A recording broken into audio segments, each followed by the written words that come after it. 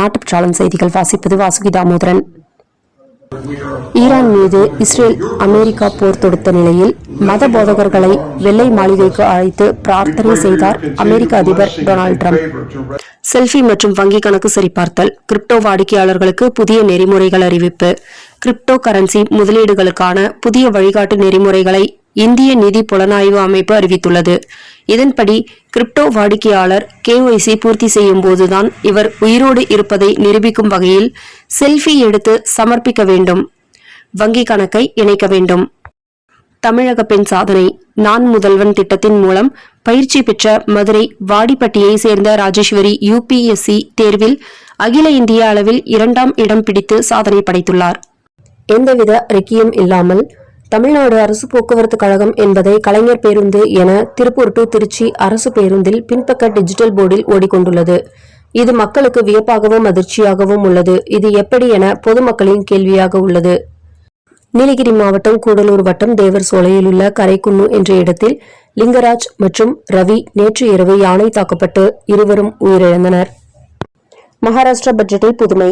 பழைய வாகனங்களை பயன்பாட்டில் இருந்து நீக்கி புதிய வாகனம் வாங்குவோருக்கு மோட்டார் வாகன வரியில் 30% சலுகை வழங்கப்படும். வரி தள்ளுபடி செய்யும் திட்டத்தை சட்டசபையில் அம்மாநில முதல்வர் தேவேந்திர பட்னாவிஸ் அறிவித்தார்.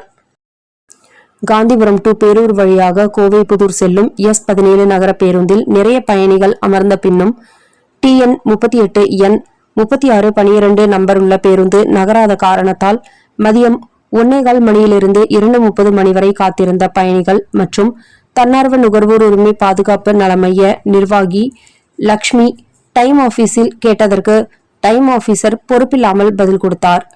ஓட்டுநர் இல்லை என்றும் ஆள் பற்றாக்குறை, நாங்கள் என்ன செய்வது என பதில் கொடுத்தார்.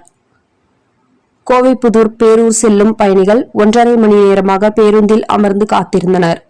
2:45 மணிக்கு ஒரு ஓட்டுநர் பேருந்தை இயக்கினார். இந்த செயல்பாடு பொதுமக்களுக்கு ஏமாற்றத்தையும் பரபரப்பையும் ஏற்படுத்தியது.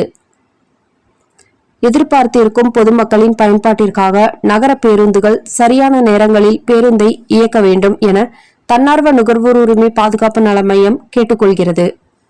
வங்கதேச பெண்ணுக்கு இந்திய குடியுரிமை.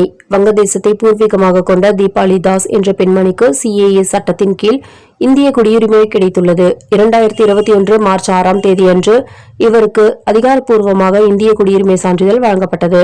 CAA சட்டத்தின் கீழ் குடியுரிமை பெற்ற முதல் பெண்மணி இவர். வேலூர் காட்பாடி கரசமங்கலம் ரகுபதி நகரில் மறைந்த முன்னாள் முதல்வர் MGRக்கு 3 கோடி ரூபாய் செலவில் கோவில் கட்டி நிறுவனர் முரளி அதன் கும்பாபிஷேகத்தை வெகு விமர்சையாக நடத்தி முடித்துள்ளார். மாதம் தவறாமல் வெளிவரும் நாட்டுப்பற்றாளன் பத்திரிகையின் செய்தியாளராக பணிபுரிய விருப்பம் உள்ளவர்கள் கீழே உள்ள நிர்வாக அலைபேசி எண்களில் தொடர்பு கொள்ளலாம். 790477 78915 மற்றொரு எண் 99443 410033. நாட்டுப்பற்றாளன் யூடியூப் சேனலில் விளம்பரம் செய்து பயன்பெறுங்கள். நமது நாட்டுப்பற்றாளன் செய்திகளை அறிந்து கொள்ள யூடியூப் சேனலை சப்ஸ்கிரைப் செய்யுங்கள்.